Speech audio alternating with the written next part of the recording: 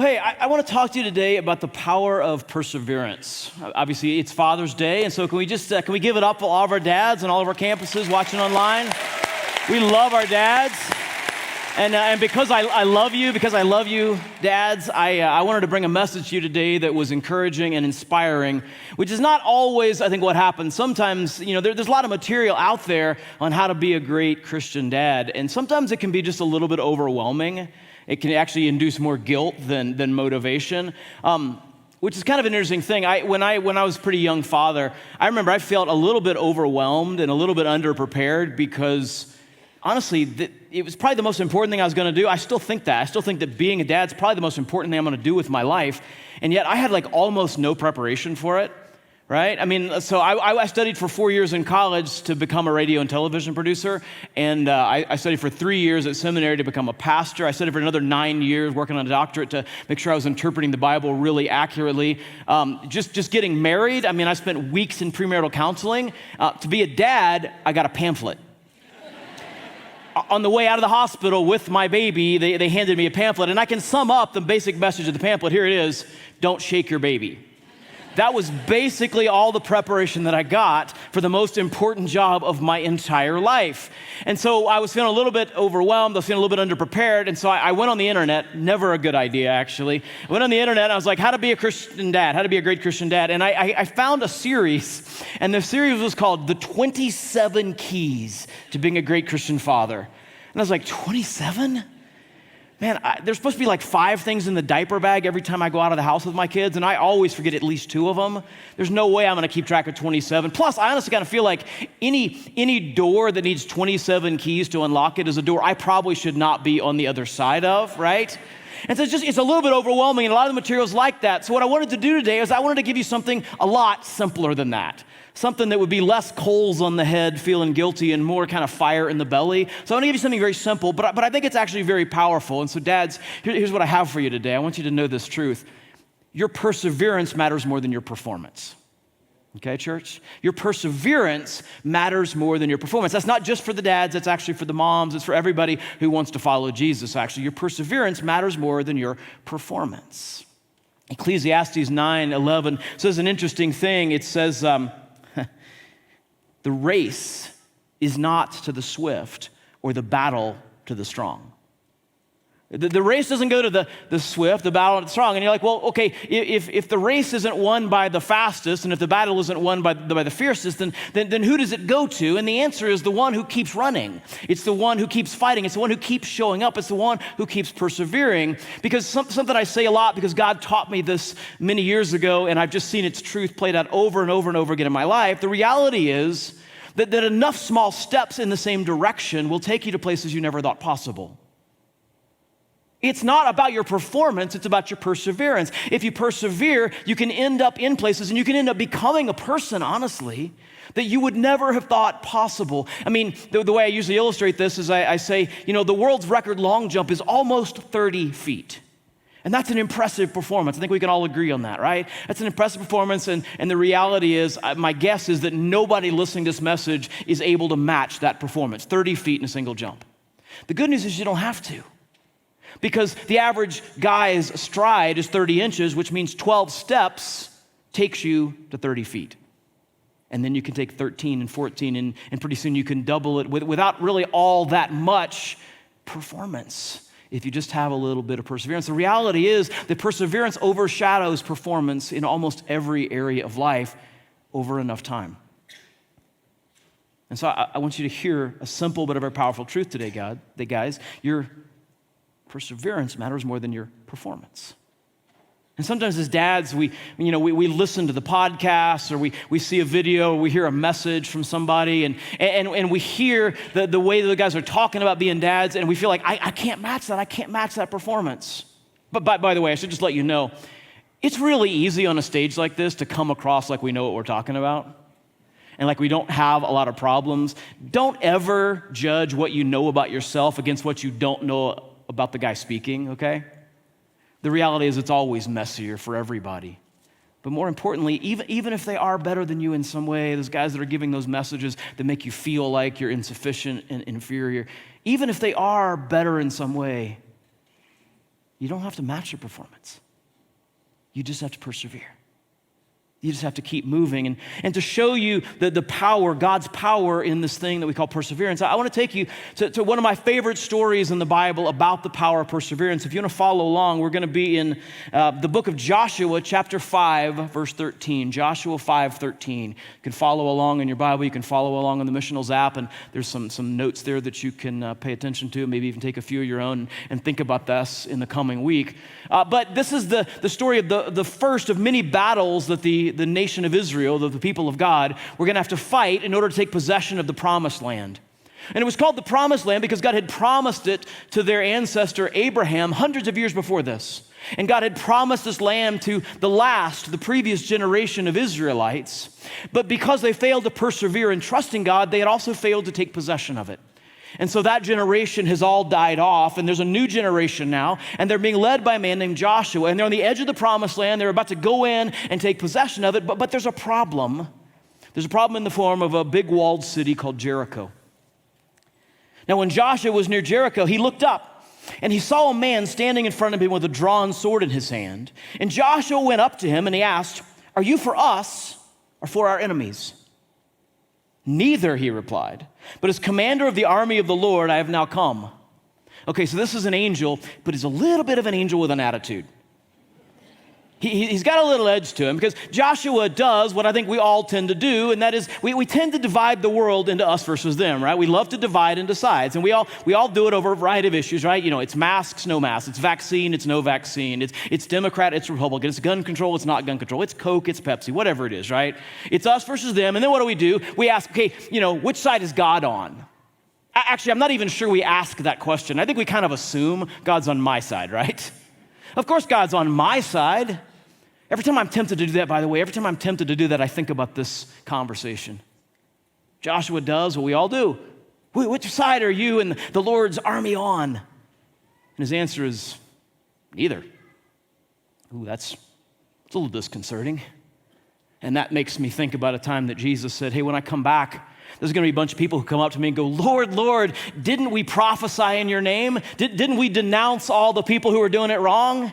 Didn't we cast out demons in your name? Didn't we work hard to remove them?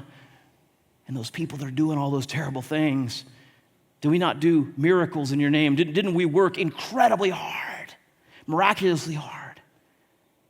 And Jesus says, I'm going to look at them and I'm going to say, "Yeah, I never knew you. Go away from me, you evil doers." But that's a disconcerting thing. So Joshua does what we all tend to do. We divide the world into us, them. It's my side, that side. And then we go, God's on my side, right? And the angel with the attitude says, "Whose side am I on? Your side or their side?" "Yeah, neither. But as the commander of the Lord's armies, I've come. I'm here because I'm on God's side." And there's a rebuke in what he says there. What he's saying is, hey, the question isn't whose side is God on. The question is, whose side are you on? And don't assume that your side is God's side. Make sure that you are on God's side. And I think Joshua feels that for the rebuke that it is, because what we see happen next is that Joshua fell face down to the ground in reverence. And he asked him, okay, what message does my Lord have for his servant? He says, yeah, I get it. It's not about whose side God and his armies are on. It's a question of whether or not I'm on his side, so I'll tell you whose side I'm on. What message does my Lord have for his servant? Later on, Joshua will very famously say something that some of us have even put up at the entrance to our houses. He said, as for me and my house, we serve the Lord. I'm on God's side, and that's all that really matters. And this is really important because it sets the stage for everything else that's about to happen. Because here's the reality, guys. We can't take hold of God's promises unless we're pursuing his purposes. We cannot take hold of God's promises unless we're pursuing his purposes. And there's always a danger that we basically turn our purposes into his purposes, and then we're frustrated because we're not seeing his promises fulfilled in our lives. I think sometimes one of the struggles that we have as fathers, and we find ourselves in those places where we're like, I don't see God's promises coming true in the lives of my kids. Sometimes when we step back, and I see this more and more today, we step back, what we find out is we're not pursuing God's promises for our kids. We're not pursuing God's purpose for our kids. We're pursuing the American dream. When we're concerned about the purposes of the world than we are of our God, and then we're confused as to why we're not seeing the promises fulfilled in their lives. Listen, we cannot take hold of God's promises unless we're pursuing God's purposes. And so Joshua says, what message does my Lord have for his servant? I'm on God's side. That's the only side that really matters.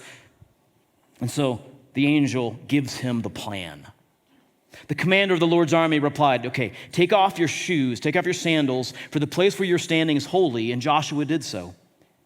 Now the gates of Jericho were securely barred because of the Israelites. No one went out, no one came in. And then the Lord said to Joshua, see, I have delivered Jericho into your hands, along with its king and its fighting men.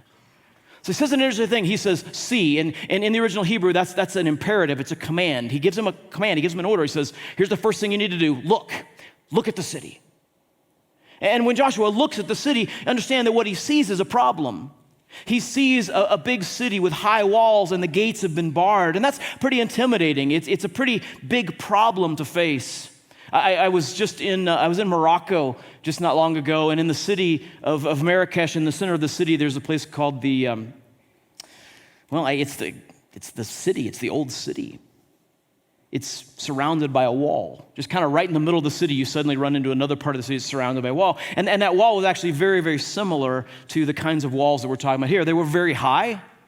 And as we walked around those walls, I was struck by how intimidating that would have been. If you're on the outside, get these big walls, I can't imagine getting over, I can't imagine getting through. And there's just a couple of little gates that are guarded by these massive doors. And I remember kind of looking at those going, yeah, if I were on the outside, I cannot even begin to imagine how I'd get into a city with walls that size and with those small gates barred by those heavy doors. But that's what Joshua sees when he looks at the city.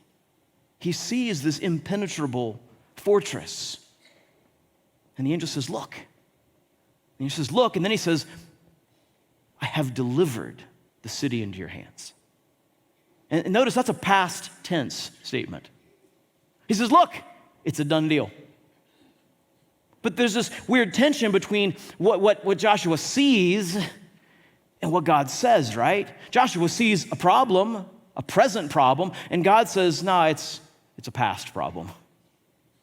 Now that's something only God can do, by the way. Like only God can talk about our present problems in the past tense, right? But understand that what God's inviting Joshua to do is to see his problem from God's perspective. To see his problem from God's perspective. And that's really, it's the foundation of perseverance. Listen to me. Perseverance depends on seeing our problems from God's perspective. Not seeing the size of the city, but seeing what will be true when God delivers on his promises. I want to ask you to do something today. I want you to think about a problem that's challenging your perseverance. I want you to think about a problem. Maybe it's in your parenting, maybe it's with your kids, maybe it's in your marriage, maybe it's in your health, maybe it's in work. But somewhere in your life, I want you to think about a problem that's challenging your perseverance. That's the question. What problem is challenging your perseverance right now? What problem has been going on long enough that you're getting tired, you're getting frustrated, you're feeling like you're about ready to just give up? I want you to think of that problem right now. And then I want you to ask yourself a different set of questions. I want you to imagine that the problem is in the past. Because listen to me, it's going to be in the past. Your problem is going to be in the past. God can speak of it in the past tense even right now. I'm not saying it's going to happen today. I'm not saying it's going to happen tomorrow. I'm not going to say it's going to happen in a year or 10 years from now. But I promise you, if you're following Jesus, listen to me, church. If you are following Jesus, there is a day coming when every one of your problems is going to be in the past. Do you hear me? And what I want you to do is I want you to imagine that you're on that day. You're looking back at your problem. And I want you to ask yourself, what did God use it to teach me? How did God use it to grow me? What did I turn into that I carry with me into eternity because I went through that? In other words, and I know this is a strange question to ask about those problems, but I want you to ask yourself, why am I glad I went through it?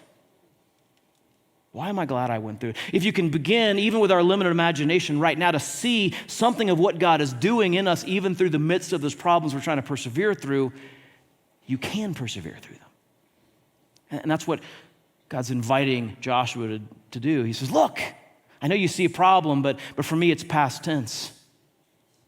So persevere. And then he gives him the plan. He says, march around the city once with all the armed men. Do this for 6 days. Have 7 priests carry trumpets of ram's horns in front of the ark. On the 7th day, march around the city 7 times with the priests blowing the trumpets. And when you hear them sound a long blast on the trumpets, have the whole army give a loud shout. And then the wall of the city will collapse, and the army will go up, everyone straight in. So he says, here's the plan, and it's got 2 parts, walking and worshiping. First part of the plan is you're going to walk. You're going to walk a lot. He says, I want you to walk around the city. How many times? No, it's actually 13. He says, I want you to walk around the city once a day for 6 days. The 7th day, you're going to walk around it 7 times. 6 plus 7 is 13. I know you didn't come here to do math today, but he says, I want you to walk around the city 13 times. It's a lot of walking. And the interesting thing is, it kind of feels like a bad plan. It doesn't feel like a good plan at all, because the longer they spend walking around the city, the clearer the size of the city is going to become. The clearer their understanding of exactly how big an obstacle this is, how big the city is, and how tall the walls are. They're supposed to do it 13 times. In the last generation, they sent spies into the land, and they just did it once. They just went in and one time saw the city, and they came back and they said this. They said, the people are stronger than we are, and they're taller than we are, and the cities are large with walls up to the sky. That's how they felt after one time. God goes, do it 13. Get a really good look at the size of that city. I think sometimes as fathers, we can look at the size of the problem. We're intimately acquainted with it. We see the pressures of the world and just how difficult things have become. And the idea of raising up kids who follow after Jesus, that might seem pretty intimidating. That's a big city. And then they become teenagers and the walls start going up. Like, those are some really tall walls. And it's a little overwhelming. God says, I want you to walk 13 times, get a really good look at the size of that city. And that would have been really discouraging if that's all they'd been doing, if walking is all they'd been doing. But that was only half the plan. The other half of the plan was worship. So the priests, they're going to go around and they'll be blowing their ram's horns. And in ancient Israel, blowing the ram's horns was a call to worship. So he's calling people to worship. And that's so important. Without that, this plan would have backfired big time. They would have seen the size of the city, but they would have forgotten about the greatness of God. And that's what worship does. In worship, we focus on the greatness of God. In worship, we set aside the size of the city and we focus on the greatness of God. That's why, by the way, I see a lot of men here today, and there's a lot of men joining us online. And I want to say, I'm so glad you're here today. Father's Day is actually one of the lowest attended weekends of the year for church. It's just a fact. But it's so good that you're here. I'm proud of you for being here. Because you cannot be a good father without a whole lot of worship. The problems we face, the challenges we face, they're too big to face them without a whole lot of worship that focuses on the greatness of God. Because listen to me, worship puts the size of the city in the shadow of the greatness of our God. Did you hear me, church? It's the only thing that'll do it. It's the only thing that'll do it. He says, I want you to walk and I want you to worship. That's the plan. And so Joshua, son of Nun, called the priests, and he said to them, take up the ark of the covenant of the Lord and have 7 priests carry trumpets in front of it. And he ordered the army, advance, march around the city with an armed guard going ahead of the ark of the Lord. And when Joshua had spoken to the people, that the 7 priests carrying the 7 trumpets before the Lord went forward, blowing their trumpets, inviting people into worship, calling them to worship. And the ark of the Lord's covenant followed them. The signs of God's faithfulness in that ark followed them. And the armed guard marched ahead of the priests who blew the trumpets, and the rear guard followed the ark. All this time the trumpets were sounding, but Joshua had commanded the army, do not give a war cry, because this is not about a time of war, this is about a time of what? It's about a time of worship. Do not raise your voices, do not say a word until the day I tell you to shout, and then shout. And so he had the ark of the Lord carried around the city, circling it once. You can imagine that scene that you got warriors in front and the ark, which is the sign of God's faithfulness, is being carried. And the priests are blowing their trumpets and calling people to worship. And their soldiers before and aft, and they're marching with purpose and power. And they march all the way around that city. And I don't know, but I imagine if I were there, I would have gotten back to the starting point and I would have stopped and I would have stared at the city. And I'd have been like, okay, God. Like, I know we got to do this for several more days. So I don't expect the walls to come down right now, but it'd be really helpful if you just gave us a little taste. Maybe a couple bricks could fall. Maybe a couple of their flags could kind of fall. Something like that, right? Okay, so just give us a little taste of what's going on, just a little bit, right? And they stare at the city, and you know what they see? Nothing. It's just the city. Not a single brick comes down. There's not a single result of all of their effort. Not a single one. And the army returned to camp and spent the night there. Joshua got up early the next morning, and the priests took up the ark of the Lord. And the 7 priests carrying the 7 trumpets went forward, marching before the ark of the Lord and blowing the trumpets. And the armed men went ahead of them, and the rear guard followed the ark of the Lord while the trumpets kept sounding. And so on the second day, they marched around the city once, and they returned to camp. And they did this for 6 days. Listen, I promise you, the 6th day felt a little different than the first day. Because it always does, right? The first day, like there's some energy in that, right? I mean, come on, how many of us have ever done this, right? January 1st. Goodbye Doritos. Hello broccoli, right? Goodbye sugary sodas. You know, it's going to be water from here on out, 100 ounces a day. And we're going to the gym, right? And we got the outfit, and we got the, you know, our ear pods are charged up, and we got Eye of the Tiger pumping, and we hit it hard, right? We hit the treadmill and the Stairmaster, and we hit the weights, and we go home, and we look in the mirror, and we're like, I don't expect a 6-pack yet, God. But maybe just a hint of the lines would be great. No? Okay. And we go back the second day and the third day and the fourth day. But it's interesting, we go back the 6th day and we stare in the mirror and we're like, I don't even have a 1-pack yet. And it's interesting, most studies show that 7 is the necessary number for starting a new habit. But most people don't get to 7, they stop at 6. And you know why they stop at 6? Because 6 feels like I've done it enough that I ought to be able to see some results. And if we haven't, we stop persevering. 6 days they've gone around the city, and not a single brick has come down. It's hard to persevere in a situation like that. But that's what perseverance is. Listen, perseverance is the choice to keep doing what's right, even though it hasn't yet produced the results we're looking for. That's what perseverance is this choice to keep doing it because it's the right thing to do, to keep obeying, to keep being faithful, to keep moving forward because it's the right thing to do, even though it hasn't yet produced the results that we're looking for. And that last little part's important, the results we're looking for. Because I promise you, church, I promise you, God was doing something. I promise you that there was not nothing going on here. God was doing something. God was building something. God was creating something important. It just wasn't the results they were looking for. See, so they were looking for God to tear down the walls of the city. God was looking to build up character. He was looking to build up something in who they were. He was looking to build up obedience and faithfulness and trust. Book of James says this, consider it pure joy, my brothers and sisters, whenever you face trials of many kinds. And all God's people went,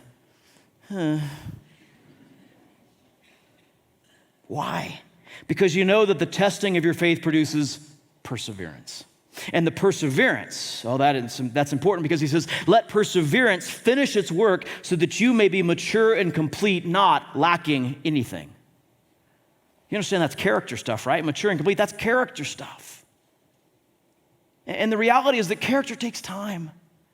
And the truth is, quick results don't produce lasting character. Quick results don't produce lasting character. Character's produced over the long haul. It's one of the reasons we say at Mission Hills that becoming like Jesus, joining on mission happens up close and over time. But if it's going to happen over time, we're going to have to do what? We're going to have to persevere.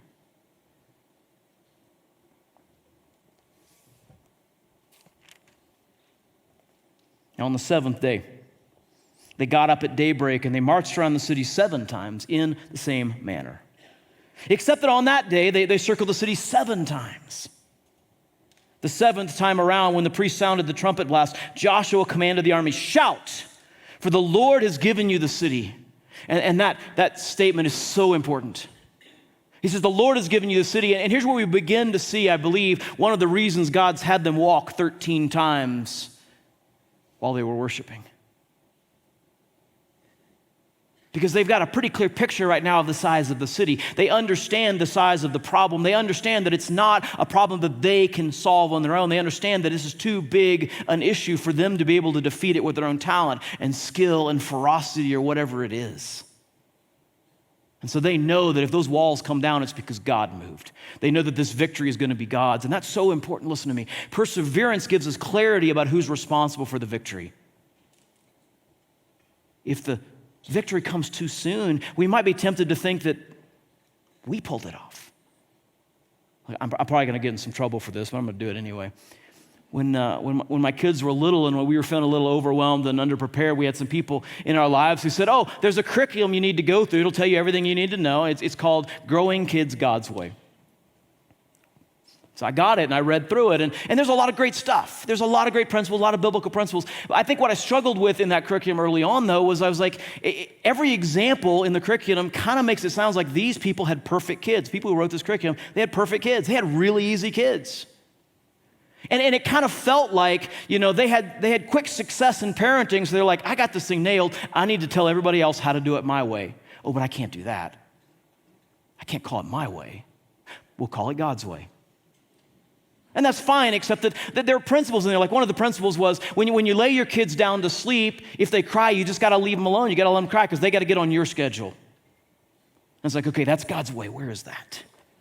Where's that principle? Let the kids sleep. I couldn't find it anywhere. I'm not saying it's necessarily a bad idea, and they had so many great ideas in there, but growing kids God's way? Man. And I'm not saying that they didn't have success as parents before they wrote that curriculum, but I do wonder if maybe they had a little too quick a success. And they got a little confused about who was really responsible for the victories they were seeing. Perseverance keeps that from happening. Perseverance gives us clarity about who's really responsible for the victory. He says, the Lord has given you this city. He said, the city and all that is in it are to be devoted to the Lord. Only Rahab the prostitute and all who are with her in her house shall be spared because she hid the spies that we sent. He gives a command. He says, everything in the city has to be devoted to the Lord. And that's a little bit of an interesting phrase. The Hebrew basically means given to God irrevocably, often by destroying it. And the idea was you devoted it to God in such a way that there was no temptation of you to take it back for yourself. And sometimes that meant that you destroyed it. If you were with us last week, we talked about God's call on the prophet Elisha, and Elisha was plowing fields with his oxen when Elijah called him, and Elisha killed the oxen, and he burned the plowing equipment, used that to cook the oxen, and he fed everybody. But what he was doing was he was burning the bridges. He was going, I can't go back. There's nothing to go back to. Similar idea here. Joshua says, hey, you're going to see a lot of stuff of value in the city. All of it's got to be devoted to the Lord, even if that means you got to destroy it, because you cannot afford to take it for yourself. What he's giving here is a command that's actually for the Israelites' good. He says, but keep away from those devoted things so that you will not bring about your own destruction by taking any of them. Otherwise, you'll make the camp of Israel liable to destruction, and you will bring trouble on it. All the silver and the gold and the articles of bronze and iron are sacred to the Lord, and they must go into his treasury.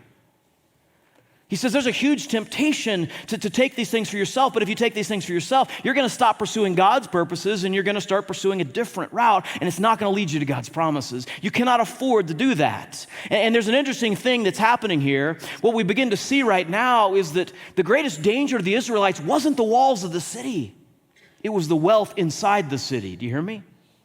That was the much bigger danger to the Israelites. And the reality is that sometimes our greatest danger isn't defeat, it's victory. It's victory. I was privileged last year to spend a little bit of time hanging out with a group of pastors down in Arizona. And we were kind of all processing the pandemic and all the leadership challenges that it posed. And we were able to do that with a great Christian man named Dr. Henry Cloud.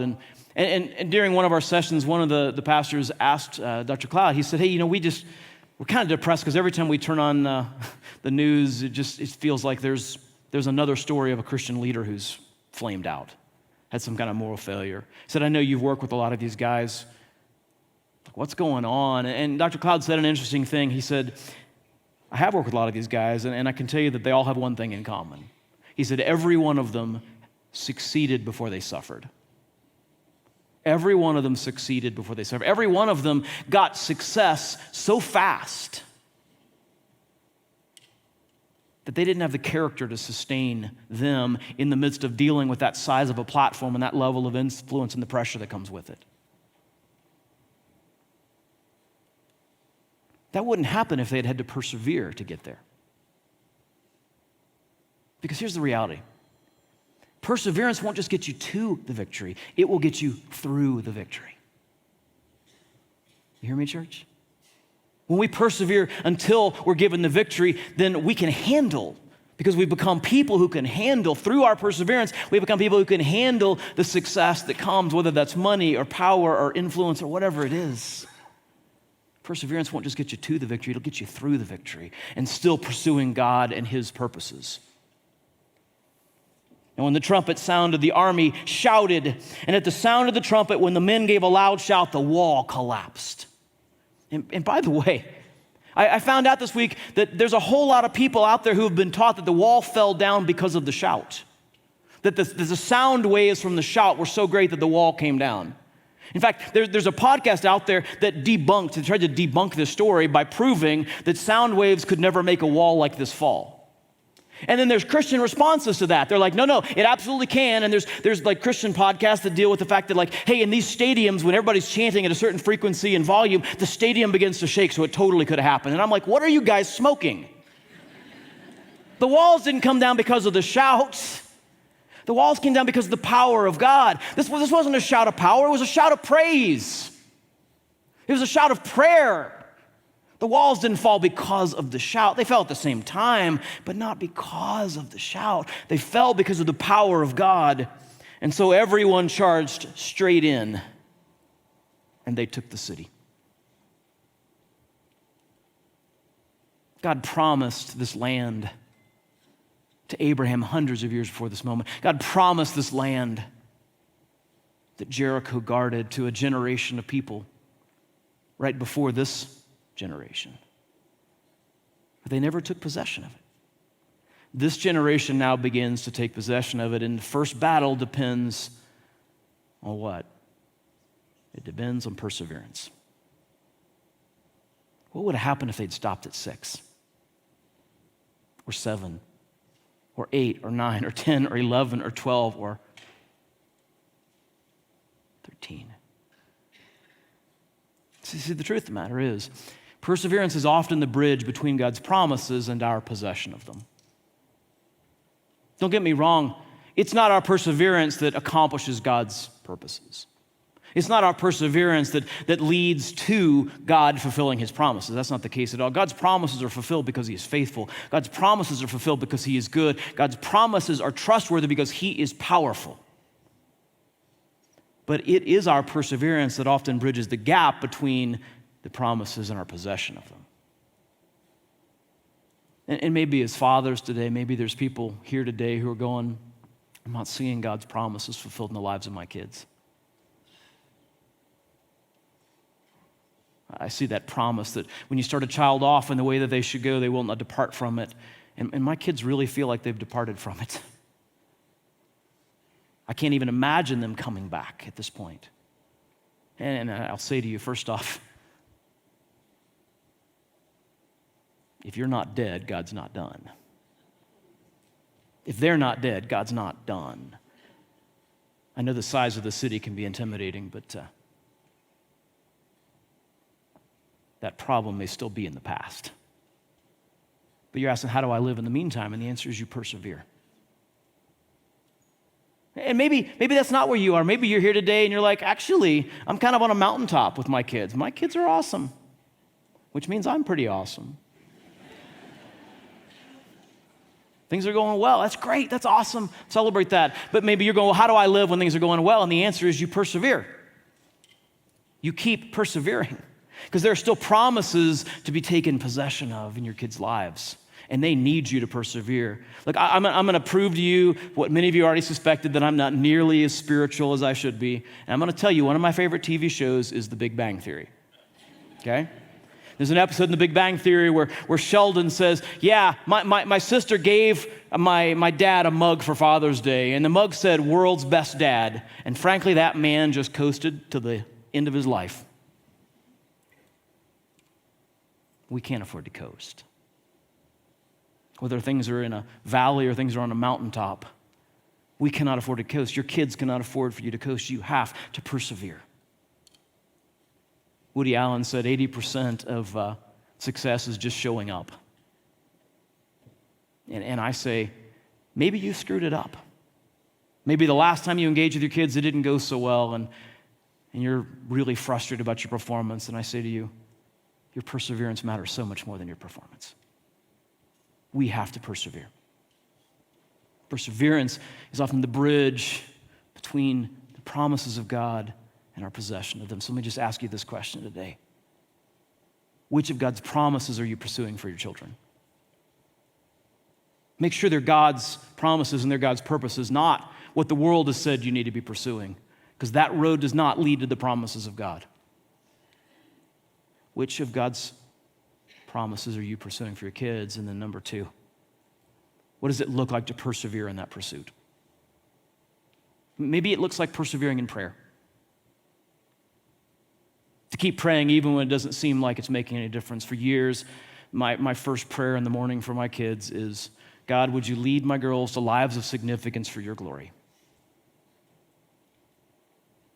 And also to godly husbands. Lead them to lives of significance for your glory, whatever that looks like. It doesn't have to look like vocational ministry. For one of my kids, vocational ministry would be an abdication for calling. She's called to do something else. But she's going to do something else in a way that extends God's influence and his rule and his reign into that field of study. That's a life of significance. One of them's doing ministry in the way that we often think of it, vocational ministry. That's great. But I don't know what tomorrow looks like, so I'm just going to keep praying. God, lead them to lives of significance for your glory and to godly husbands. Maybe it's persevering in prayer. Maybe it's persevering in modeling. You showed up today, that's awesome. Or you're listening to this after the fact, in which case you're going to show up this next weekend, right? Because you cannot face a city of this size unless it's in the shadow of the greatness of God, and worship's what puts it there. And so you're going to persevere in worship. You're going to persevere in spending time with Jesus. You're going to persevere in engaging in that relationship with your wife that's so important to your kids. You're going to persevere in modeling what it looks like to follow Jesus. Or maybe you're just going to persevere in engaging. You're going to persevere in showing up and having a conversation and being part of their lives and leaning in. And yes, you're going to mess it up sometimes, but your perseverance matters more than your performance. How are you going to persevere? The promises of God are waiting for your children. So persevere your way to them. God, thank you for persevering after us. Thank you for persevering in your pursuit of us, that while we were yet sinners, Jesus died for us. And he rose from the dead, and you pursued us until we said yes to a relationship with you. And you keep pursuing us day in and day out with mercy and grace. And Lord, we ask for the strength from our Father to be the fathers that our kids need. Give us the strength to persevere and bring their promises into the lives of our children.